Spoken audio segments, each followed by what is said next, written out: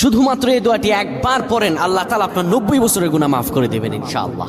আপনার 90 বছরের গুনাহ মাফ হয়ে যাবে শুধুমাত্র এই দোয়াটি যদি একবার পড়তে পারেন। আপনার ভাগ্য খুলে যাবে, রিজিকে বরকত আসবে, মনের ন্যাক আশা পূরণ হবে, আল্লাহ আপনার সব দোয়া কবুল করে দিবেন। সুবহানাল্লাহি ওয়া বিহামদি। এত ফজিলত, এই দোয়াটা আপনারা শেয়ার করে দিবেন। এই যুবকেরা, আমল না করেও সওয়াব পাবা। তোমার একটি শেয়ারে, একটা বাটনে প্রেস করে তুমি সওয়াব পেয়ে যাবা। কারণ তুমি আমল না করো, অন্য কেউ যদি তোমার শেয়ারের বদৌলতে আমল করে, সওয়াব তুমি পেয়ে যাবা। নবীজির হাদিস।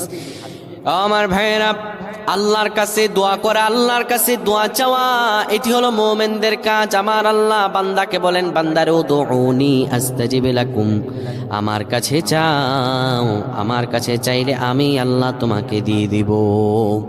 কেউ যদি একবারে দোয়াটি পড়তে পারে, দোয়াটি হলো রব্বি ইন্নী যালামতু নাফসি ফাগফিরলি। কেউ যদি এই দোয়াটা একবার পড়তে পারে, আমার আল্লাহ তাআলা তার